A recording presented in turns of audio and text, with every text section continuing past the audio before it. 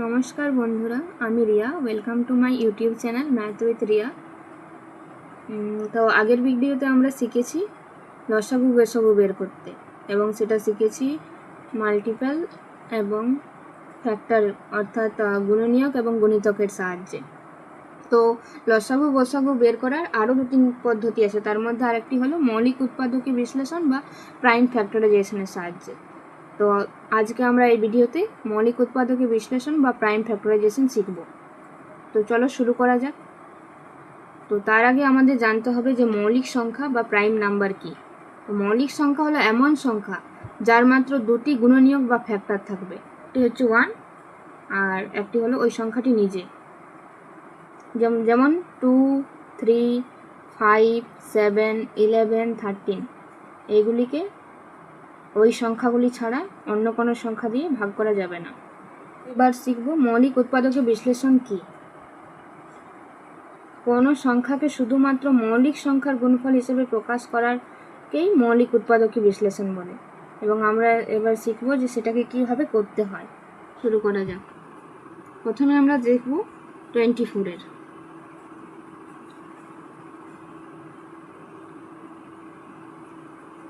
প্রথমে আমরা দেখব যে সবচেয়ে ছোট কোন মৌলিক সংখ্যা দিয়ে এটাকে ভাগ করা যায়।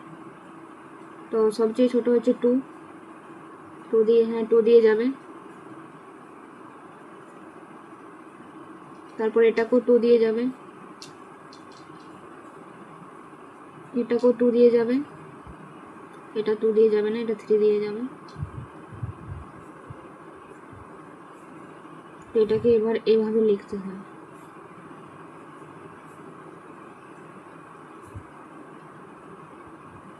তাহলে আরেকটা এক্সাম্পল দেখা যাক। 36, এটাও 2 দিয়ে যাবে,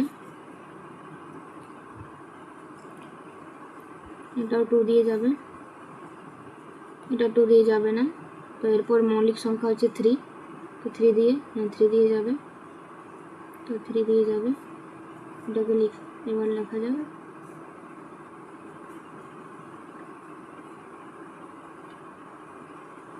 এবার চলো একটা 3 অঙ্কের সংখ্যা দিয়ে করা যাক।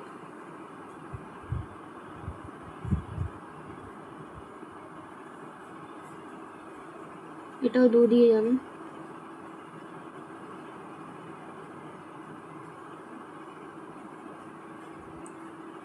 এবার দেখবো কি দিয়ে যাবে।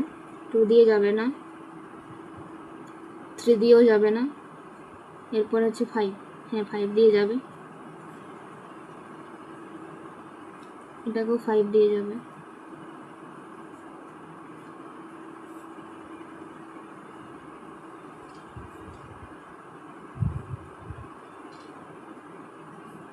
তাহলে আর একটা দেখা যাক। এটাকে 2 দিয়ে যাবে,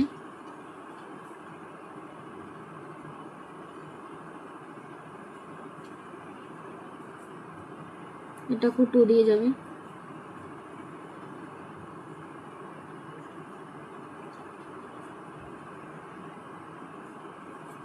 এটাকে 2 দিয়ে যাবে না, এটাকে 3 দিয়ে যাবে,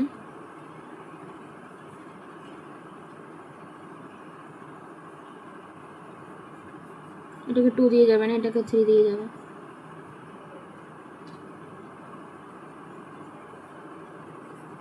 এটাকে 5 দিয়ে, এটাকে এবার আমরা লিখবো এভাবে।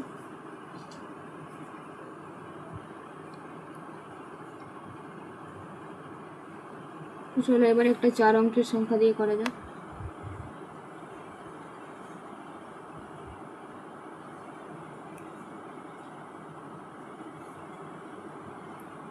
এটাকে 2 দিয়ে যাবে,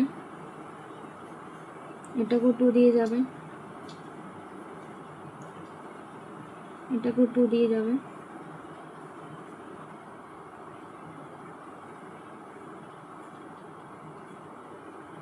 এটাকে 3 দিয়ে যাবে, এটা 5 দিয়ে যাবে। তো এটাকে আমরা এইভাবে লিখবো।